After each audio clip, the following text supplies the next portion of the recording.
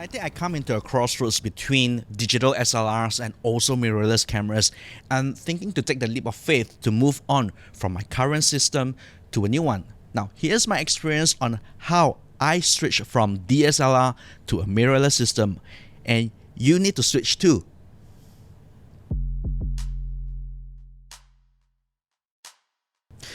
Now here's my first camera that I purchased long time ago when I got into photography, and this is the Canon EOS 300D. When I first purchased it, it was coming out from a revolution of 35mm film cameras to a digital SLR like this, and there was a big switch where photographers back then was moving from the film-based cameras to a digital SLR like this. Now fast forward to about close to 20 years, we are now in the midpoint where we are moving from these DSLR into mirrorless cameras. And the switch is eminent, isn't it? If you have been photographing since the days of digital SLR, we are right now in a crossroads where the major brands are already on full gear onto the mirrorless system. We now live in a mirrorless world, and I'm all in on it. On the new Canon EOS R, it's the Fujifilm X-T4. Oh yes! Doing the EOS R6 over here. The Canon EOS R5. The Nikon Z9. Best video camera to date. It makes shooting easier. The mirrorless cameras are performing so well that leaving the SLR days pretty much limited. It's time to switch, and it's gonna happen right now. This is Alpha 7-4. This is the result of me purchasing the Sony Alpha 7 IV with the kit lens. Now some say the best hybrid camera that you can get in 2022. Today we have one of the most anticipated cameras of the year. This is the brand new Sony A7iv. This is the long-awaited Sony A7 IV. This has every upgrade that people have been asking for the last 4 years. I did come upon some interesting roadblocks I never thought of until I actually switched. You get the entire picture by the end of this video, but if you're here just for a quick reaction from the entire experience of me switching, here it is. Now, it is an investment for the future. The camera is responsive, quick, and reliable. Now, certainly the right thing to do. Now, my initial worry if I would feel comfortable with all the new ergonomics and if my fingers' memory can be reprogrammed for a new camera like this. Now, all those worry goes away after a week of using the camera. And thank God in this channel I do reviews on cameras, so I do mess with a lot of different cameras. And usually my fingers are quick to learn and adapt. The A7 IV is pretty customizable with all the custom buttons, C1, C2, C3, so I can quickly set up the camera the way I want and use the camera. Economic wise, I gotta say this one is reportedly bigger than the A7 III. So I was shooting on various full day weddings and it wasn't on top of my head at all, or even in my mind, so I guess my hand adapted quickly. Now, one of the biggest concern is if I would like how the Sony color would actually look for weddings. My color presets on my Lightroom transition well into the Sony workflow, and you let me know how these photographs are actually good. There's certainly a learning curve when it comes to learning a new camera, getting to know the menu, to learning the terminology. The feeling is somewhat fish out of water for the very beginning, but it felt at home after.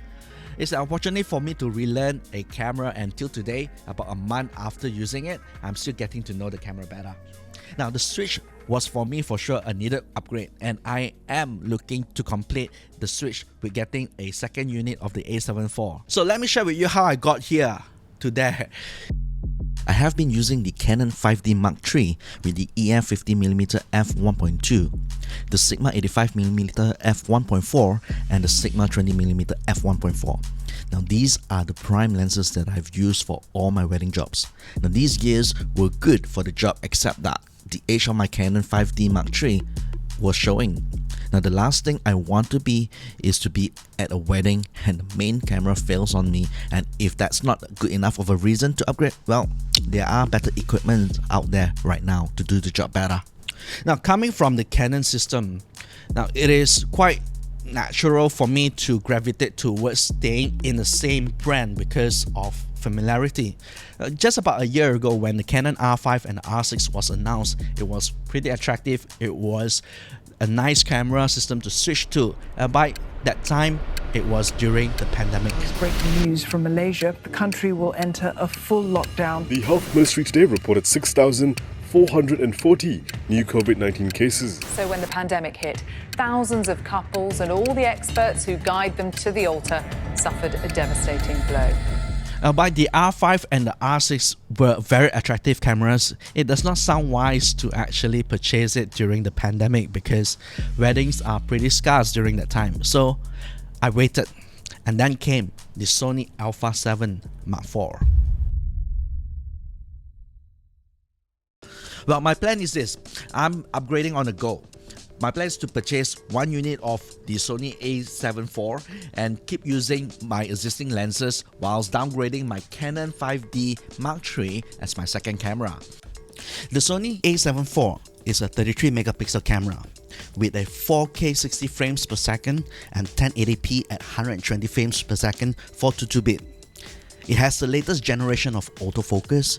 It has dual card slots for redundancy recording, S-Log for color grading with very fast 10 frames per second on both the mechanical and electronic shutter. It is the latest hybrid photo and video camera out there that on spec wise is the camera to purchase at this current moment. Also, this reason alone that I'm about to tell you may just make sense to why I selected the Sony at this moment in time. Sony have been using their E-mount for its cameras lineup from the Cinecams to the A1, A9, A7, A6000 series to the Sony A7iv E10, and this means that the lenses that I'm gonna be investing for the E-mount has better use when I do purchase smaller cameras in the future.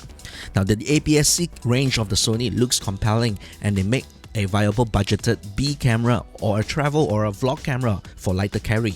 Now I don't see myself purchasing them right now, but it is a good option in the long run. Now this is a EOS M6 Mark II, a APS-C camera which uses the EOS M mount, which is different from the Canon's flagship RF mount that works with R5 and R6. And these EOS M lenses and the RF lenses does not work together. Hence, with the Sony E mount itself, I can't think of any other brand that has what Sony has to offer at this moment. Now, I was shooting a wedding with the A7 IV last week. The camera performs as expected, the autofocus is remarkable. Gone are those days where I need to focus and recompose, DSLR day. When autofocus like this, able to track the subject that I want to shoot accurately, readily, and even sometimes it is ahead of myself, which I gotta say requires more practice and getting used to with the new AF system. Now, I sometimes finding myself fighting with the AF instead of just trusting it, especially when enabling the eye autofocus when I actually wanting to photograph something else.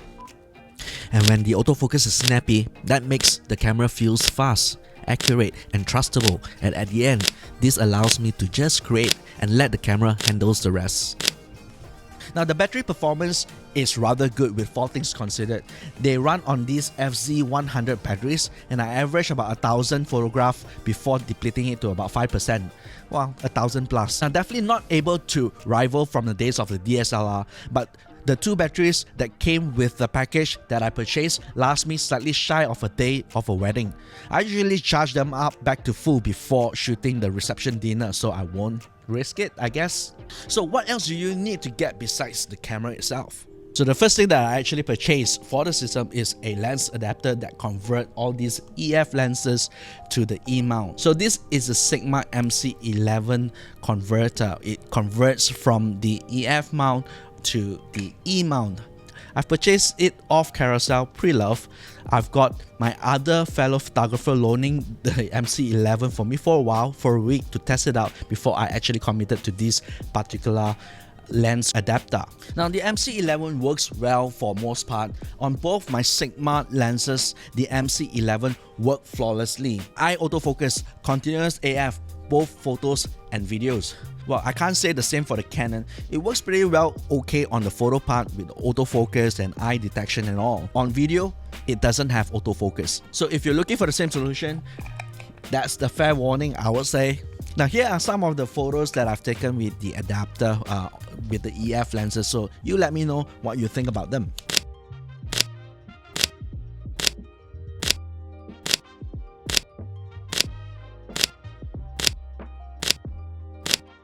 Now this cable came together with the camera. We've got the Malaysian plug, of course, plugging into an adapter like this, USB cable to a USB-C cable, which they expect me to use my camera as a charging dock. That goes with the days where they actually ship a proper battery charger. So they expect you to charge your battery with a cable like this attached to the camera. Now I don't understand that, and it does not work for me for obvious reasons. Hence, I needed to get an external charger for the new FZ100 batteries that I have right now. So I've got with me the Star SN charger, and this is quite a brilliant of a charger that works very well for switcher like me. Now it charges both the FZ100 battery, we just slot that in, and also on this part it charges an EP6 battery that's on my Canon EOS 5D. I wanted to say R5, but I don't own the R5. So it charges simultaneously, and it's quite a quick charger as well. So do let me know if you want to know more about this charger in the comments below, and I'll make an independent review of the Star SN4 charger. Optional purchases would be the very fast CF Express Type A cards, which I think will improve workflow in terms of better transfer rate, and to a certain extent some niche settings in the A7 IV requires a faster card, but my daily driver, the SDUHS 1 and 2, will work pretty well for now. Now, with all the tech goes, if you don't need it right now, I'll say wait, the market will drive the price of the CF Express card down, hopefully in the future. I just do not know when. And there you have it, my experience switching to the Sony A7 IV and why I did it. Now, it is a completely different system from a brand that I utterly familiar with, and I've got to say, I've got a lot of questions jumping into it. So I think there is no bad camera system to switch to right now. It's just that down to your preferences and workflow. And I actually thought that all the switching stories that I'm sharing with you until my 50mm f1.2 decided to die on me when I was out shooting a pre-wedding in April. Well, thankfully it was a pre-wedding, because when I'm shooting pre-wedding, mostly I'm using the 85, so I could deal without the 50mm. And it's also autofocus, so if I want to, I manual focus and get the job done. So yeah, that happened. Now in the Sony universe, there's various 50mm to choose from the budgeted f1.8 all the way to the fastest f1.2. Now I came from using the Canon 50mm f1.2, and I naturally gravitated towards the 51.2 G Master, which I got it for my setup, and it is absolutely looking gorgeous on this body and me carrying it. There you go, 51.2 guys. Oh, it's heavy. No, it's not. It's heavy. No, it's not. So I've got the Sony 50mm a couple of weddings ago, and I've been using it for a couple of times, and I love it. It is almost exclusively on my Sony A7 IV. The rest of the lenses are on my Canon 5D Mark III. Yeah, so 90% of the times I'm using this on my Sony, which is a problem.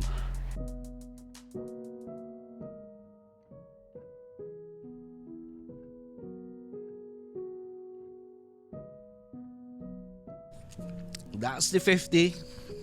Now, in my earlier story, I told you how my Canon 5D Mark III is my second camera, and I'm still using it today. All is fine when everything was EF lenses and all. I could use either camera to shoot. Now, my plan was to slowly retire my Canon and the EF lenses, and since the 50mm is always on my Sony right now, I can't be buying another E-mount Sony lens because I don't have another Sony camera to mount my lens on. So now that's something that I didn't see coming. It just means that I need to get another A7 IV soon before I purchase another lens. Damn. Well, thank you for watching this edition of my camera switch episode. Now, if you are at the same crossroad of switching your system, I hope this episode gave you some light into my decision processes. If you did, do consider subscribing to my channel if you're brand new over here. Now, the best scenario for me is to just cleanly do a complete swap to the Sony and retire my Canon system. But of course, we have to think about the budget that we have and how we can upgrade on the go. I personally think that the A7 IV is great camera for weddings, and I have not even explored the camera for videos just yet. And I think this camera will last me quite a long time. I guess I just need to purchase another one to complete my whole entire switch. I guess until then, I'll see you guys in the next video.